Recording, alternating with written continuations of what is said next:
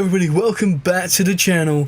This is Pure Wrestling. Today I'm bringing you a brand new series onto the channel called Let's Chat WWE. Now, I've been looking around for a name for this series, and that's the best I could come up with, really. Basically, it's pretty much what it says. Let's talk WWE. These are the topics on today's episode that I want to talk about. So if you have any topics you want me to talk about, let me know in the comment section down below of the videos of the episodes that I bring up in the future or on this video.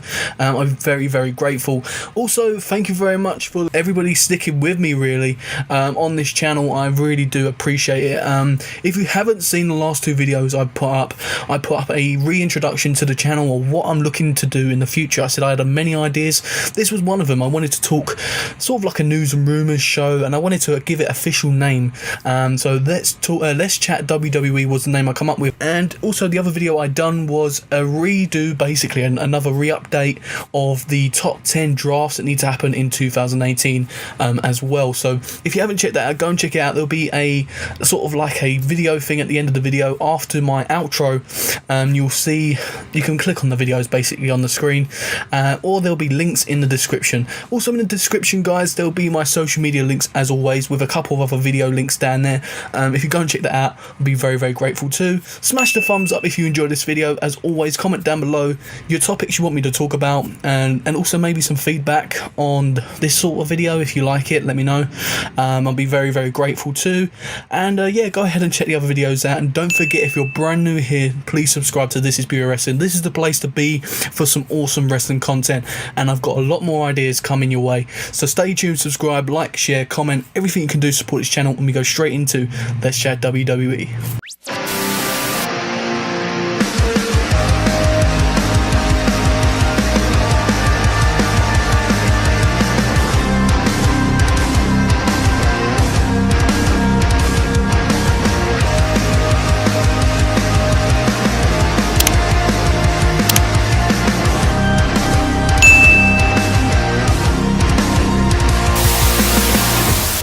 So on the first episode of Let's Chat WWE, I picked a few topics that I wanted to talk about. Hopefully you guys are interested in it. You'll probably see on the title of the video.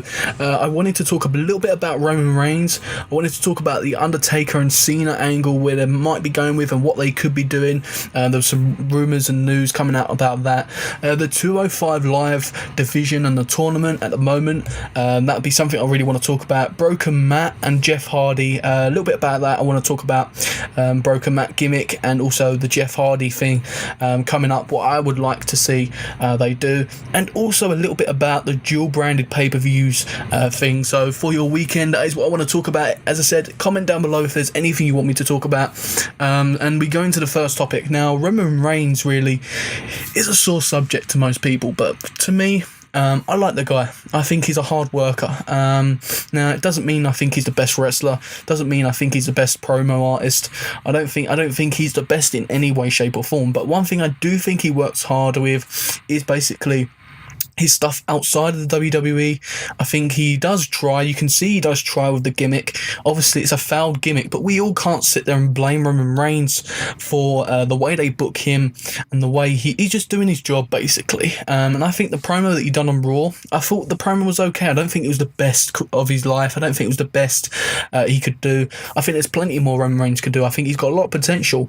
I do think the gimmick does need changing. I do think he needs a heel turn. I do believe that's what's best for Roman Reigns. I do believe that. I don't hate on Roman Reigns, and I'm not a full supporter of Roman Reigns. I'm sort of the guy down the middle. I used to be the Roman Reigns fan guy a little while ago. I've got a shirt of Roman Reigns. I don't really wear it, to be fair, but I do have a Roman Reigns shirt. It doesn't mean I'm a full fanboy. It's just the shirts I order, I like the look of. That's pretty much what it is.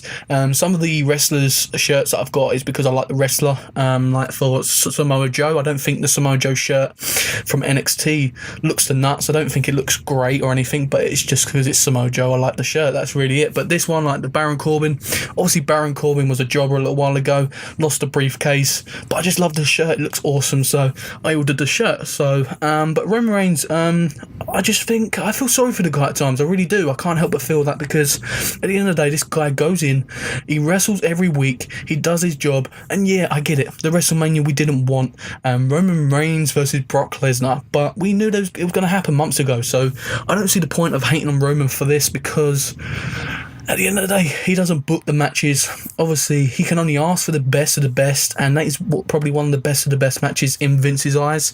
And we're just going to have to deal with it. I just don't like the people that go full out on Roman Reigns for the Roman Reigns. At the end of the day, it's his character, it's his gimmick, he's the one performing it.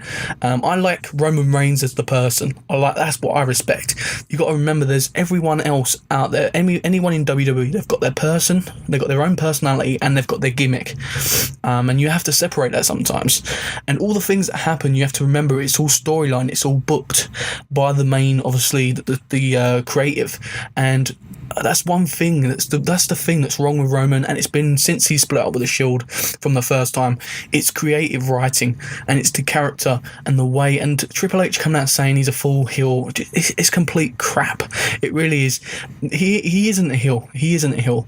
But I see him as down the middle, and that's what I'm trying to be. I'm trying to be down the middle and see what is wrong with Roman Reigns, and what is wrong is the way he's booked in his character. That's all I pretty much wanted to talk about on this topic, and let me know in the comment section down below, guys, what you actually believe, what you actually think and feel about Roman Reigns. And now I'm probably going to get loads of hate, or probably going to get loads of people saying, oh, they hate Roman Reigns, but try to be honest and tell me how you feel, and try and think about Roman Reigns as a person, because at the end of the day, he's got his own family, his own career, and another thing is that he's born into the business, like he said on his promo.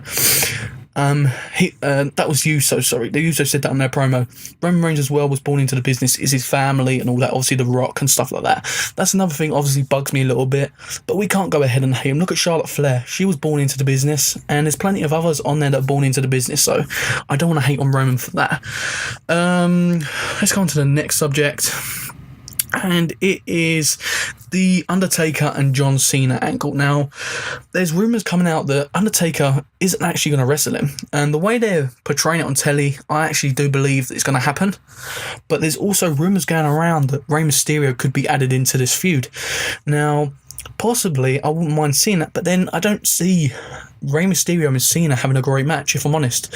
I think Rey Mysterio deserves better, and that's not gunning John Cena down at all, because I completely respect and enjoy John Cena on my television, but I just feel like Rey Mysterio could have better matches, faster matches with like AJ Styles and Shinsuke Nakamura and people like that. Like, I just think he could deserve a lot better than John Cena at WrestleMania, but if they do that, I wouldn't mind to see it. If it's that sort of situation, really, it's hard to talk about, but I do want to see Undertaker and John Cena. I know a lot of people are saying obviously it should have been done 10 years ago or so many years ago. I completely agree. They've left it so late, but for Undertaker, if this is going to be his send-off, and the same as John Cena, because they could do a double farewell here, it could be a career versus career, and they could both basically retire in the ring. You never know, John Cena may win the match and still retire. You never know what they could do with the storyline here. The possibilities and the storyline is endless. They could do whatever they want. I would like that to happen. Obviously that's fantasy booking, but what they're more than likely going to do, they're going to let John Cena win and then send the Undertaker off properly, which I wouldn't mind either, as long as the Undertaker gets a farewell, a proper farewell. In my opinion, he should have retired a long time ago in that match with Triple H, but we didn't get that, obviously, and we're just going to have to face up to it as fans and just deal with what we're getting. And if you don't like the product, don't watch it. That's just the reality of it. I know obviously the creative should do better. I believe in that too. I believe creative should be double the times better at what they're doing now. I think this past week on SmackDown was a much better show than it has been the last couple of weeks, because SmackDown has gone down so far, and I wanted a lot better for SmackDown because they were the show to watch. They were more exciting than NXT at one point, and and I really love the show. But as we all know, it's gone down, and NXT and 205 at the moment have gone above both of them, Raw and SmackDown. So I'm a bit disappointed in that. But the John Cena and Undertaker angle, I'm curious what they're going to do. Obviously, the storyline at the moment, I'm really liking the John Cena character at the moment, I must admit. From a fanboy when I was younger, and going into that sort of thing where I just fully love John Cena and turn into the character, like turn into a person where I'm like just understanding characters and storylines as a wrestling fan. I fully like this character. I fully am behind it. I really do like John Cena's work rate in the promos that he's doing on the Raw talk and on Raw and even on SmackDown. I'm really enjoying what they're doing with John Cena. The only thing I'm curious about is the Undertaker. I'm not going to lie. I just think it's just time for him to go. I just think it's time to retire. And if it is to John Cena, at least we've got one good match out of it, and hopefully it's a one and done, and they either both retire, the Undertaker retires, or John retires, or whatever they're going to do, and just end it. Make sure it's a career versus career match. That's the one thing I do want to see. As I said again, let me know in the comment section down below your thoughts on the Undertaker and John Cena's thing. The broken Matt Hardy, I'll go into that next. One thing I want to talk about is broken Matt Hardy, because I'm really frustrated with what WWE are doing with broken Matt Hardy. The whole Bray Wyatt thing, it's just feels like it's just killing the Bray Wyatt, the broken Matt gimmick. It just feels like they're just taking what WWE and TNA did and just fully scripted his promos, and it just don't look right. I like what he does in the ring, Matt. I still think he can do a lot better in the ring. I still think he's got a lot more now holding him back. I do believe that. But I think that's another thing with the match types that they're giving them. They're just giving them singles matches and in elimination matches, and it's just not working. I think what they need to do is a final deletion, and everybody would love to see that, I think, and have Bray versus Matt, and maybe have Jeff Hardy come back in that match, whether that's at WrestleMania, whether that's elsewhere. They need a final deletion match, and you have Matt Hardy finally go over Bray Wyatt. This sends Bray Wyatt down a path where he wants to find himself again, maybe bring the Sister Abigail thing back, a proper Sister Abigail, not Bray Wyatt's Sister Abigail, or bring another person into the Bray Wyatt, a sort of the Wyatt family sort of thing again, because I think Bray Wyatt needs that. Since coming over from SmackDown, he's not had what he deserves. He had that at SmackDown and obviously come to Raw and completely jobbed it through. So and I just want to see Matt Hardy do better, because at the end of the day, this is the end of his career. To be honest, I think we're not going to get many more years out of Matt and Jeff, especially Jeff Hardy with all the injuries. Another thing I want to talk about was obviously Jeff Hardy. I don't know when he's come back, and I'm hoping it can be for this final deletion thing, because I feel like Jeff Hardy could play a crucial storyline here. Now, everyone could see Jeff Hardy coming back for Matt and actually see Jeff turn against Matt and join Bray Wyatt. That would be a crucial storyline which I would really look forward to seeing. Or they could do the thing where they bring him back because Bray's brought someone into the match and someone helps Bray, and then you have Jeff Hardy come back into the match after, or whatever they're going to do with this storyline if they want to go further with this storyline. I just prefer if Jeff come back and costed Matt his chance at Bray Wyatt. And then you have a thing with Jeff and Matt going into the future, and that could possibly send one of them over in a draft. Maybe Jeff or Matt goes to SmackDown, and I just think it could be a really good storyline for both of these guys at the end of their career. I want to see a lot more from WWE's creative writing. I just feel like Matt and Jeff are a very good memory of mine from a young child, and I just see them from TNA. Now, TNA is by far one of the worst things to watch beforehand. It's definitely got better, it looks, at the moment. But I still don't trust the creativity as the sort of direction of TNA. I still fully am behind WWE. So yeah, I just want to see a lot more from Broken Matt. I'm just not fully behind the character at the moment. I just want to see a bit more of maybe a better match, and also the sort of less scripted promos. I think that's an issue with a lot of people. So let me know in the comment section down below about that, guys, as well. And we go on to my just quick thoughts on the dual branded pay-per-views. The dual branded pay-per-views are of course going to be amazing because you've got SmackDown and Raw on there, but it does take away the idea of the brand split. That is definitely something which is stupid in my opinion. I do like most of the good pay-per-views from last year will be being cut off. That's just one of the things. And you got this still some of the stupid pay-per-views on there, like that Clash of Champions and stuff like that. I just feel like they're the stupid ones, and I just feel like they're getting rid of the wrong pay-per-views. I feel like they should be keeping some of them pay-per-views and keeping some single and some dual branded, because also the Survivor Series, that's another thing. Survivor Series was built up on Raw versus SmackDown, and if you're going to have Raw and SmackDown on every dual branded pay-per-view, it's not going to have that feel anymore. You need to have that feel of brand versus brand and one trying to outdo the other. Now, you're not going to feel that on the dual branded pay-per-views. I'm hoping they can prove me wrong, but I am worried about that. In the other hand, you're going to get great matches on the pay-per-views, but then again, is creative writing up to standard? I don't think it is. At the moment, yeah, we're getting some great wrestling and on some of them, and we're getting some good writing in some cases, but we're not going to get the best of the best like we used to in the Attitude Era or anything like that. So I am worried about that. That's one thing I am worried about. Let me know your thoughts in the comment section down below about your dual branded pay-per-view thoughts. And the final subject I wanted to go on to was 205 Live. Now, the Cruiserweight tournament I am very, very impressed with. Now, I think there's been like 2 matches which I'm like, it was okay, but the rest of the matches have been great, really, really good. It reminds me of the Cruiserweight Classic so much. I like the fact that they've introduced some of the UK talent and they've introduced some NXT talent. I really am enjoying Buddy Murphy, I'm enjoying Roderick Strong, and I am enjoying Mark Andrews.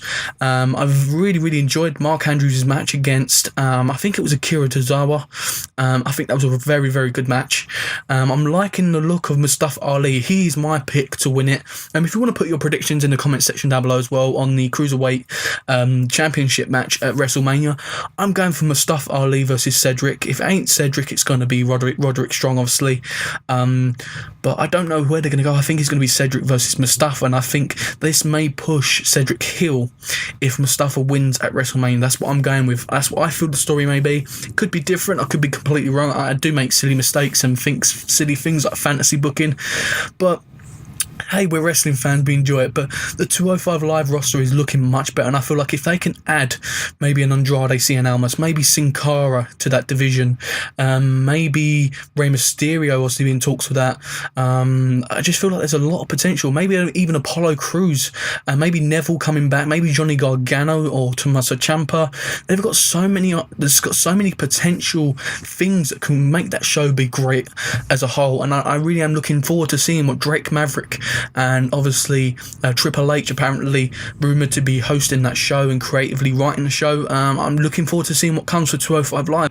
I feel like this 205 Live roster will go far, and I feel like they can do a lot better. But one thing I'm worried about is what they're going to do after the tournament. Tournaments are fun, especially this tournament, making it feel like the Cruiserweight Classic again. That's what Drake Maverick's work was. He's going to try and bring that back. I think especially what they've done with TJP, they've made him look a really badass heel. I think as well as Drew Gulak. Drew Gulak is definitely impressed me. He's got a match next week or this week coming on the Cruiserweight 205 Live. He's got a match against Mark Andrews, another really good star. I like the fact that they brought him in with some UK and NXT talent. But yeah, I'm looking forward to the next matches. You've got Buddy Murphy as well in there with Mustafa Ali. I just think Mustafa's going to go to the end, and I'm just looking forward to what they've got to do. But I am worried about afterwards. I really am worried about it, because I want 205 Live to do well. I want them to add some new names to that division to bring it up, and possibly it could even become better. At the moment it's doing better than Raw and SmackDown. I think it could be better than Raw and SmackDown, to be honest, because you only get Cruiserweight action on 205 Live, and it is fun to watch because you can see these guys on there, and only that's the whole idea of it. So yeah, I'm just really excited to see what comes really of this. That's all I can really say about this division. So let me know your thoughts on all these subjects and topics in the comment section down below. Let me know if you agree or disagree. Let me know some of your predictions for the Cruiserweights, and everything in the comment section down below. In the description down below, don't forget to contact me on social media, support me on social media. I'll be massively, massively grateful. Don't forget to check out the past 2 videos on the channel in the description down below, or at the end of the video after the outro. Smash that thumbs up if you enjoyed the video. As I said, comment down below, and don't forget to subscribe. You're going to get much, much more of this every single week. Next week, obviously, Raw, SmackDown Live, NXT reviews on the channel, also predictions for Fastlane. So stay tuned, guys, and I'll see you on the next video of This Is Pure Wrestling.